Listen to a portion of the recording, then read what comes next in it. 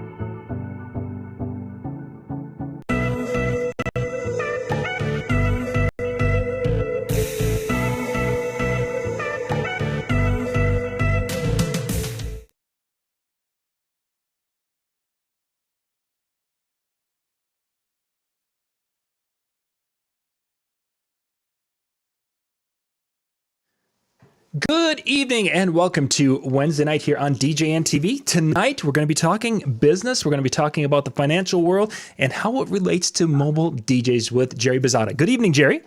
Hey, good evening, John. After our show, we've been talking, of course, a few times here recently, but after last week's show, I bet I've had a dozen people at least reach out to me and say, hey, they've really loved hearing from someone in the financial world and relating it to what we do as mobile DJs. So just wanted to throw that out there, that folks are really appreciating you taking the time to share some insight and such on these shows. No, I appreciate it, John. I've had a passion for the DJ industry ever since I started in college back in the 80s. And, you know, to see these guys successful is really what drives my passion and my desire to help small business owners out there.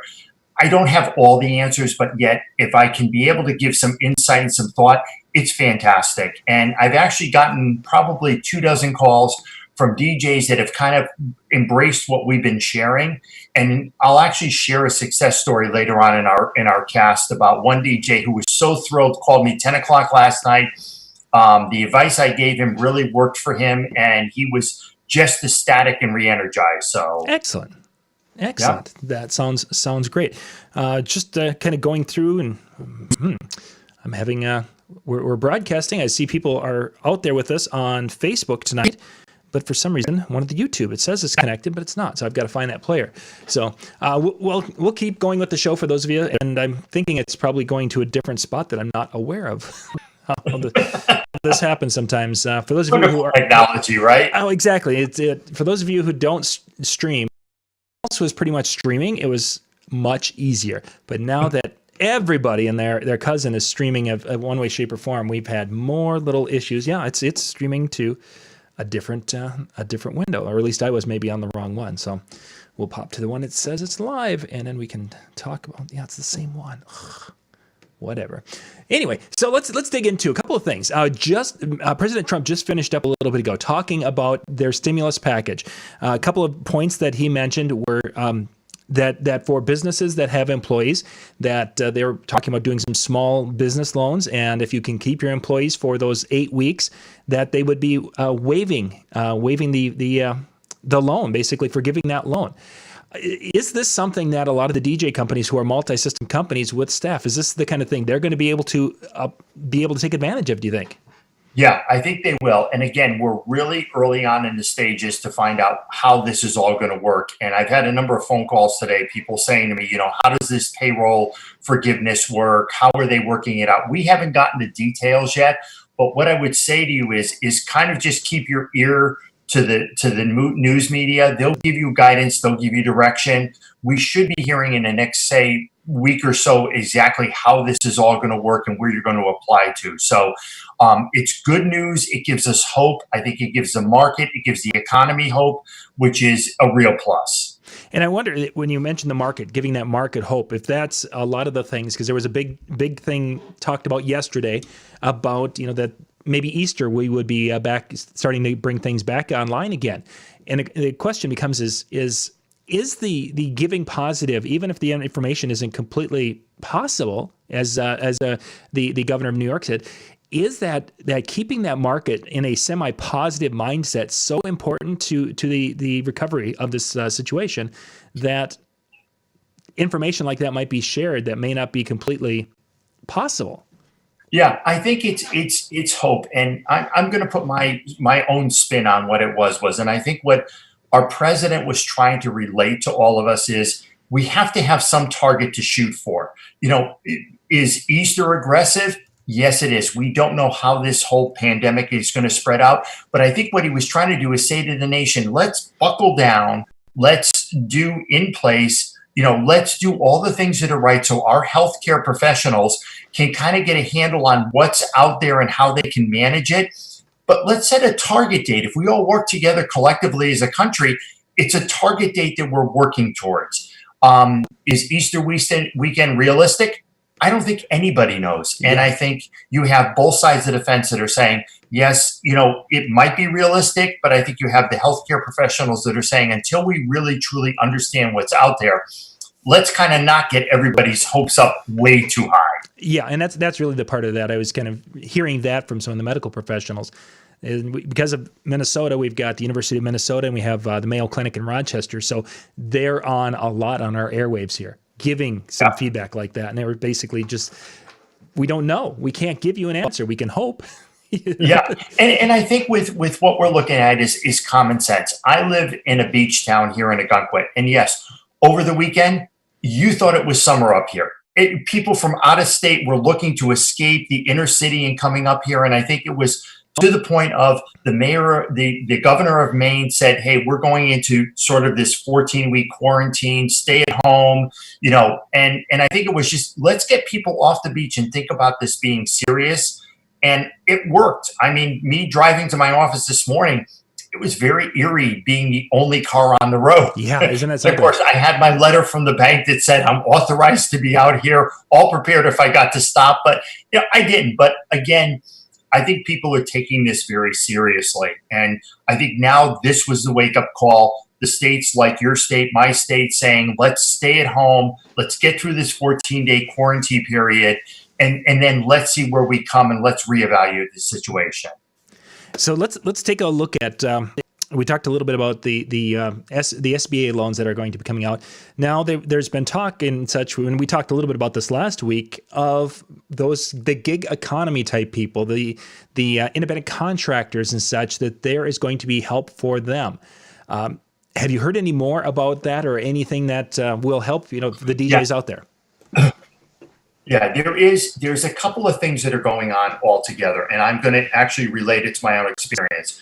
I have a number of clients that have come to me that are in the service industry, restaurants, hospitality, that have come to us and said, hey, look, we're in this, what can you do? And we're working on a 90-day deferment program. So number one, if you have a loan with a bank, contact your bank, ask what programs they're running, whether it's 90-day deferment on payments, whether it's 6 months interest only on your loan. Be prepared. We're not asking for a lot of information. We're asking you to update your financial information if you haven't given us your tax returns or whatever, and then a simple narrative of how COVID-19 has affected your business. Okay. What has happened? Give us a brief statement. Tell us what you're doing right now to kind of alleviate some of the burden of expenses, and what you're going to do once the faucet gets turned on. And we're trying to turn these around fairly quickly. Number two, the SBA loan that's being offered.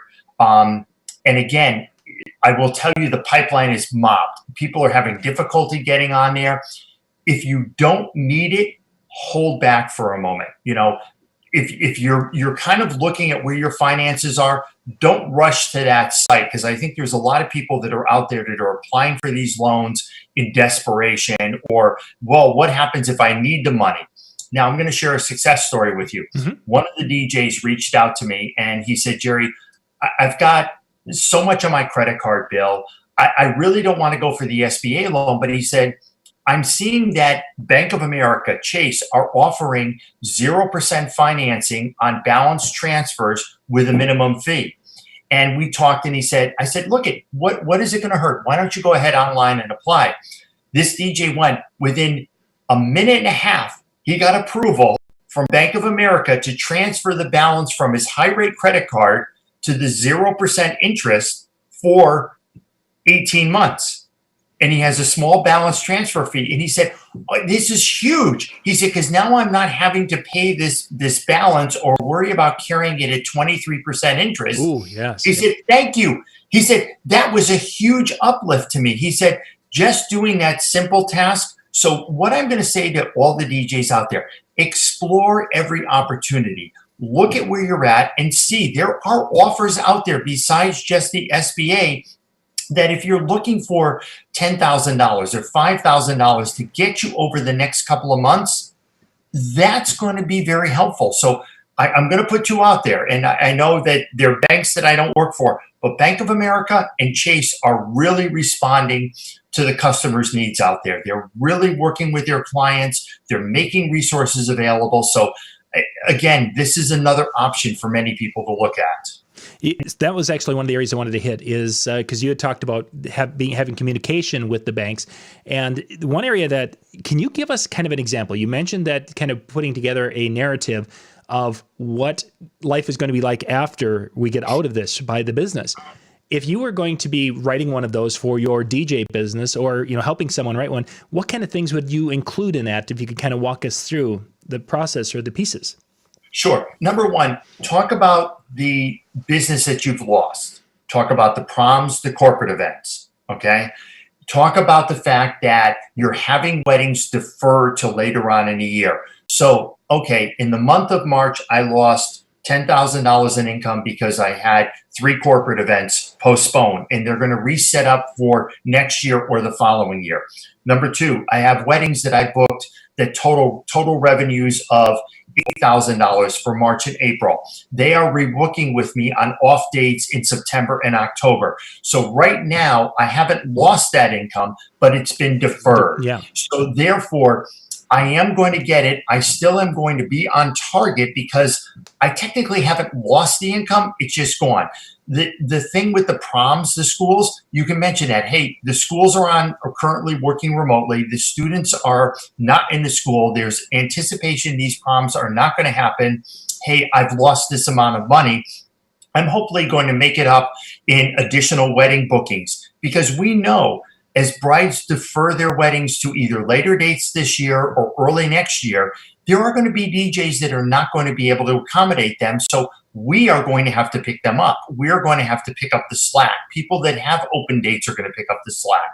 So I'm working with other wedding vendors. So that simple narrative will help us understand why we need to give you that deferment.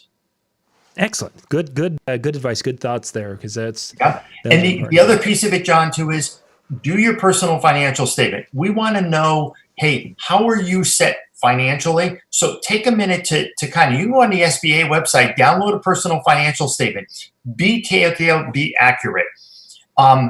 Get your tax returns. If you haven't filed yet, or you've got previous ones, hey, here's what I've made on average, and I know I'm going to come out of this. The more confident you sound to a banker, the more likely you are going to get us to work with you. Picking up the phone and calling me and saying, hey, Jerry, you know what? I need to have my loan payment deferred for 9 months. Okay. Why? Well, I just need it because the coronavirus. Unfortunately, we're getting so much that's going to be pushed to the bottom of the pile. The people that are well prepared, we are ready to deal with them and respond as quickly as possible. And that's pretty much across the board, that banks in general right now are wanting to help because they don't want to see these businesses crash. No, I mean, to a bank, Us owning your assets means absolutely nothing. We want to see you succeed. We want to see the income stream rebuild. We want to see the repayment. And that's what we're trying to do, is we're trying to help you out.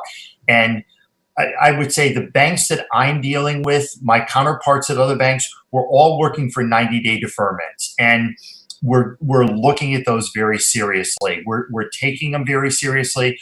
We're trying to put everybody's mind at ease. Now, on the flip side of it, John, I'm also seeing today 4 businesses that called me that are looking for money because their business is ramping up. Wow. I have one manufacturer that is looking for significant equipment because they're seeing a ramp up in their business. The conversion of factories looking at doing medical supplies and refitting and retooling. So those underlying pinning currents of our economy are building up. And I think we have to look to that to say, yes, let's not just focus on the hospitality industry and the restaurant industry. And restaurants are being creative. I have one client who owns 8 restaurants. They're doing takeout. They're doing lessons online. They're finding ways to generate income. I know a couple of DJs that reached out to me that said, hey, I saw my local supermarket was looking for help restocking shelves. Oh, what the heck? I've stayed up 24 hours a day anyways. I'm going to go stock shelves and put a little income in my pocket. Yeah, for sure. So we're all working hard to kind of put a roof over our head, food on the table, and make sure that we can hug and kiss our children goodnight. For sure. That's the ultimate goal of all of what we are doing in our process. Let's talk a little bit more about loan deferment and interest deferment type of situations. Now, one might entail not making a monthly payment. One might be making a monthly payment without the interest. For those who are kind of fuzzy in those areas, kind of describe those options that could be available to them. Yeah, there's 2 options. One, let's go to loan deferment. What we're really saying is you won't make a loan payment for 3 months. So what's going to happen is those loan payments are going to be tacked on the backside of your loan. So when you start making payments, you're going to find a significant amount is going to go to interest to, number one, catch you up, because the loan is still going to accrue interest during those 90 days. When your balance comes due, rather than you making one final payment equal to your monthly payments, you're going to have a large principal payment that is due. Most people are comfortable with that. The second thing is we're seeing interest only, where maybe a loan is 50% principal, 50% interest. So what customers are asking us is just give us an interest only period for 3 to 6 months so that I cut my payments in half. I can afford to make a payment to the bank, but I can't make the full monthly payment. Okay. So we're seeing that on the backside too. SBA, if you have an SBA 504 because you financed your office, you financed your facility, SBA is being very generous on the SBA 504s. I've been hearing deferments as high as 6 months on the SBA debenture. So again, we're looking at how can we give you some interim relief so you can meet some of the other obligations. So now, when a person is doing either the interest only or completely deferred payments, is there going to be any sort of a negative with one or the other that you would recommend them stay away from one and favoring the other, or does it really just depend on the situation? No, we're not holding it against you. We're not going to report you as delinquent. The banking industry is looking at this as a way to kind of alleviate and allow you to prefer cash. Neither one is going to be negative. What we're doing is we're just giving people an opportunity to not have to immediately, go into further debt. And that's what we're trying to do, is prevent people going into further debt and then finding out that they can't get out in the long run. For us to give somebody a 90-day deferment rather than going out to get a loan to pay our loan, that would be the negative situation. Mm-hmm. They're just compounding the situation really quickly. Compounding the situation and making it worse. So let's kind of look ahead now for the next few days, and with the news that we've had 2 days of the stock market. Actually, I think it's been up both days, yesterday and today. Yeah, since February 12th. So that's the first time. So. Sorry, those are little facts I keep track of. So where do you think the market is going to, in the confidence now that hopefully later this evening that the bailout, or I should say the program is going to be put into place? Where do you think things are going to go? I think we're going to see this continued volatility in the market. Tomorrow You have the announcement about the unemployment and the jobs claims. We know it's going to rocket from 224 to 3 million. I think the market may get a little jitters from that. But again, it's hard to tell. I think there's a lot of people, gold has dropped, treasury bills have dropped. There's no money there. I think that the cash that's sitting on the sidelines, people are kind of wondering, where do I kind of invest? You got to look at the dividend yields, though. The dividend yields are high, above 10% on any stock. So there's I think the panic selling was people wanted cash. I mean, we still have people that show up at the drive up. They go, I need to withdraw $10,000 from my account because I want cash. Mm-hmm. Why would you hold cash in your account? You might as well just post it on Facebook. But I think people are kind of now feeling a little bit more comfortable. Are we going to go up 5,000 points in 1 week? I don't see that realistically, but I think we're going to see a gradual back. We're going to see this up and down. We're going to see the market reacting to different things that are being announced. One positive thing is Marriott Corporation, the president of Marriott, went out on a podcast and talked about the fact that he's deferring his income. He's not going to take any more income. The Marriott Corporation is going to defer advertising dollars to help supporting employees. So I think those positive news of what the major corporations are doing to help support their workers is also going to bolster sort of the economy as a whole and kind of give some confidence that we're all in this together. Excellent. Yeah, that having that, even if there are a little up and down, but these major swings where we're losing 10% and gaining 8% is just that's that roller coaster. I believe they refer to it. Yeah, like John, you and I, we're going to be working until we're 80 years old. We'll be doing this podcast here, and we'll have walkers on the side of us. It'll be like we'll be doing it from our local Walmart. Excuse me, have a nice. Thanks for coming in. And we'll be giving out smiley stickers. Who knows? Great. I got a question from in the chat room. Somebody was asking about. If they were needing to purchase some equipment, is what the SBA is working towards or working with right now, is that possible to use towards purchasing of equipment, or is that a completely separate loan situation for a business? No, you can use it towards purchasing equipment. And I would also have them talk to their bank too, because rates are low at the bank. And because we're not getting a lot of new loan requests, things like equipment purchases are going to take a priority with us. So I would definitely do two-pronged. Number one, SBA. Number two, the bank. And kind of work with your banker. Let them kind of guide you through it. Again, the SBA disaster loan was set up as sort of a gap funding for people that need capital to kind of make their way through this unprecedented times. That's what the disaster relief loan is for. But there is still the 7A, the 504 programs that can certainly help you out. And those rates are just phenomenal right now in terms of lending. So it's much better than the 23% credit card. Credit card debt, yeah. And again, if it's small purchases, the balance transfers, if you're purchasing DJ equipment from IDJ now, or they're offering the program there where you can purchase DJ equipment. They will go on a monthly payment plan, 0% interest.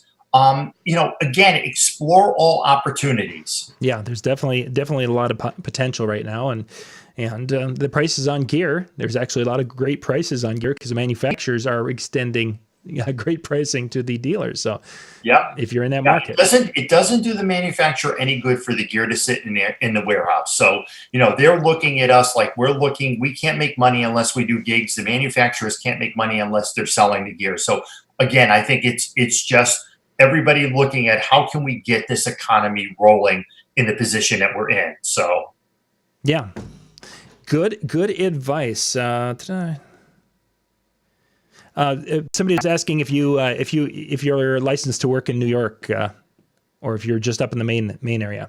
The bank I work at is basically Massachusetts, New Hampshire, and Maine.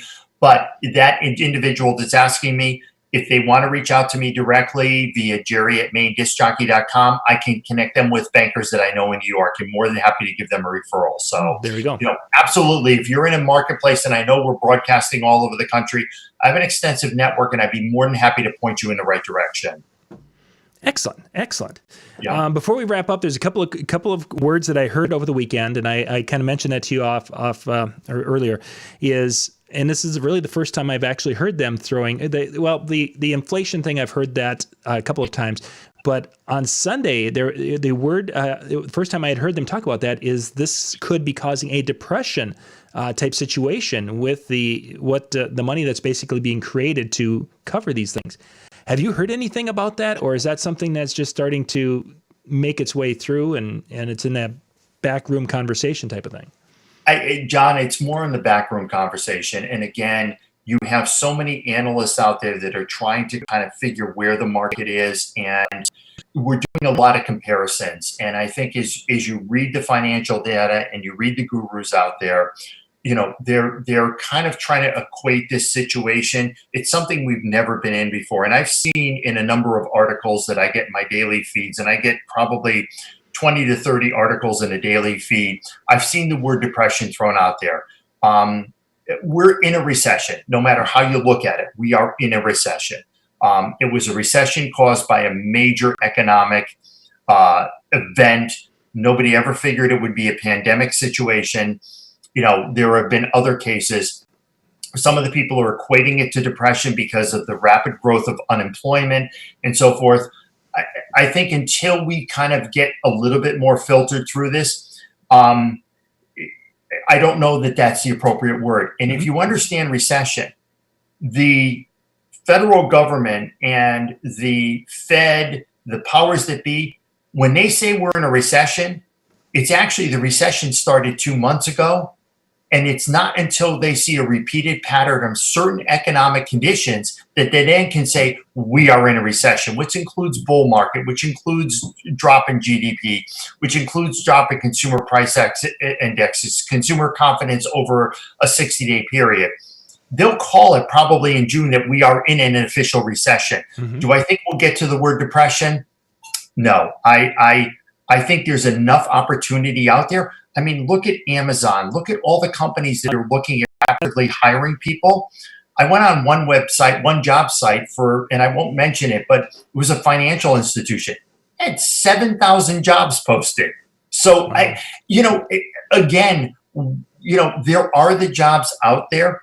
We all enjoy self-employment because we control our own destiny, but there are jobs out there. I think as soon as we get through this period of where we have to stay at home, we're sort of, living in place, those markets are going to reopen up. And I think you're going to see a lot of opportunity. Plus, once the restaurants reopen up, where do we need? We need the chefs. We need the waitresses. We need the dishwashers.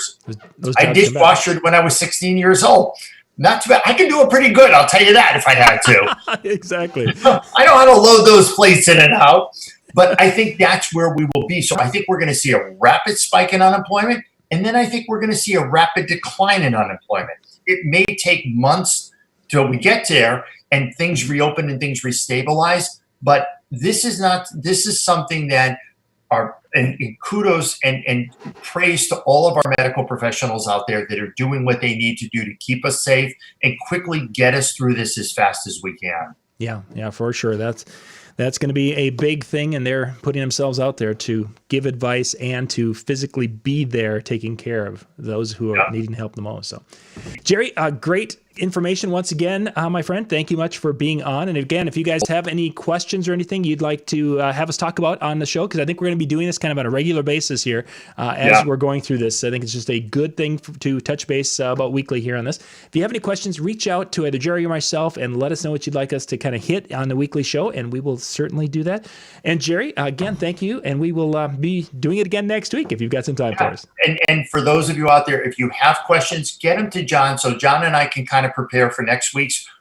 This is great, and I'll have some updates on the programs, what's happening, what's going out there to really kind of put your mind at ease. So thank you, everyone, and be safe, be happy, and enjoy the time with your family. Yeah, all right. Thanks, Jerry. We'll be back here at the top of the hour with our next show. We've got Dean Carlson coming up, and we're talking about wedding and the wedding DJs. We'll be back then.